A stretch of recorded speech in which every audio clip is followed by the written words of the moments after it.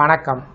இந்த வீடியோவில் சற்று முன் ரூபாய் 2500 மகளிர் உரிமை தொகை திட்டத்தில் புதிய மாற்றம் சார்ந்து குட் நியூஸ் குறித்து தகவல்கள் கிடைத்திருக்கிறது. இந்த தகவல் யார் வெளியிட்டிருக்காங்க, மகளிர் எவ்வாறு பயன்பெற முடியும், இந்த மகளிர் உரிமை தொகைக்கு புதிதாக விண்ணப்பம் செய்ய வேண்டுமா என்பது குறித்து விளக்கங்கள் கொடுக்கப்பட்டிருக்கின்றன. அது குறித்து முழு விவரத்தையும் பார்ப்போம். இந்த வீடியோவை தொடர்ந்து பார்க்குறதுக்கு முன்னாடி நம்ம சேனலை இதுவரைக்கும் சப்ஸ்கிரைப் பண்ணாதவங்க சப்ஸ்கிரைப் பண்ணிக்கங்க. தமிழகத்தில் மகளிர் உரிமை தொகை திட்டம் குறித்து முக்கியமான தகவலை இந்து சமய அறநிலைத்துறை அமைச்சர் ரமேஷ் தெரிவித்துள்ளார். மகளிர் உரிமை தொகை பெறுவதற்கான ஏராளமான பெண்கள் புதிய மனுக்களை கொடுத்து வரக்கூடிய நிலையில் யாரும் தனித்தனியாக மனு கொடுக்க வேண்டிய அவசியமில்லை என்று அவர் தெளிவுபடுத்தியிருக்கிறார்.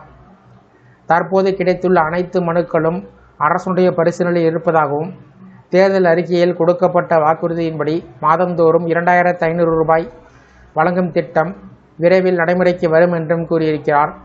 முதலமைச்சர் விஜய் இந்த திட்டத்தை அதிகாரபூர்வமாக தொடங்கி வைக்கும் போது தற்போது 1000 ரூபாய் பெற்று வரக்கூடிய பயனாளிகள் மட்டுமில்லாமல் இதுவரை எந்த தொகையும் பெறாத தகுதியான குடும்ப தலைவிகள் பெயர்களும் தானாகவே பட்டியலில் சேர்க்கப்பட்டு அனைவருக்கும் பணம் வழங்கப்படும் என்று நம்பிக்கையும் அவர் கொடுத்துள்ளார்.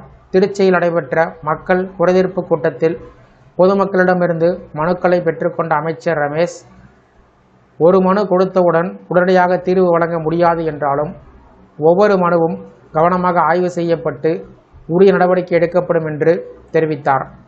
பொதுமக்கள் பெரும்பாலும் அடிப்படை வசதிகள் தொடர்பான கோரிக்கைகளையே முன்வைப்பதாகவும் அந்த கோரிக்கைகளை விரைவாக நிறைவேற்ற அரசு முயற்சி மேற்கொண்டு வருவதாகவும் கூறினார்.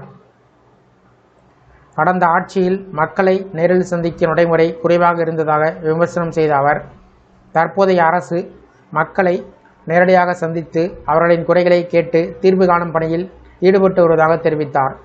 மகளிர் உரிமை தொகை தொடர்பாக அதிக அளவில் மனுக்கள் வருவதாக குறிப்பிட்ட அமைச்சர், தேர்தலுக்கு முன்பே அனைத்து குடும்ப தலைவிகளுக்கும் மாதம் 2500 ரூபாய் வழங்குவதாக வாக்குறுதி கொடுத்திருந்தோம். அந்த வாக்குறுதி கண்டிப்பாக நிறைவேற்றப்படும் என்றார்.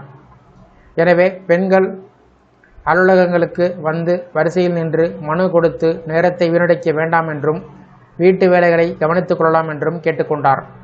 தற்போது உதவித்தொகை பெறுபவர்கள் மற்றும் இதுவரை பெறாதவர்கள் என்று அனைவரின் விவரமும் ஒருங்கிணைக்கப்பட்டு பட்டியல் தயாரிக்கப்படும்.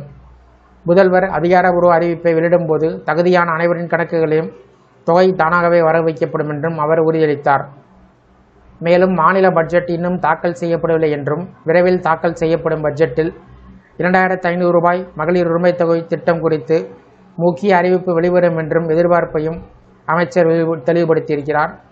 பொதுமக்கள் வழங்கிய அனைத்து மனையும் தாமே நேரடியாக ஆய்வு செய்து சம்பந்தப்பட்ட அதிகாரிகளிடம் அனுப்பி உடனடியாக செய்யக்கூடிய பணிகளை விரைவாக செய்து முடிக்க நடவடிக்கை எடுக்கப்படும் என்றும் அவர் தெரிவித்தார்.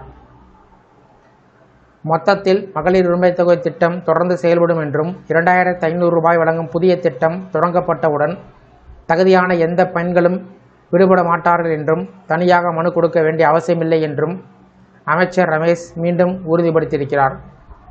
இந்த வீடியோ குறித்த உங்களுடைய கருத்துக்களை கமெண்ட் செக்ஷனில் கமெண்ட் பண்ணுங்கள். இந்த வீடியோ பிடிச்சிருந்தா வீடியோக்கு லைக் பண்ணுங்கள். இந்த வீடியோவை உங்களுடைய நண்பர்கள் மற்றும் உறவினர்களுக்கும் ஷேர் பண்ணுங்கள். நன்றி.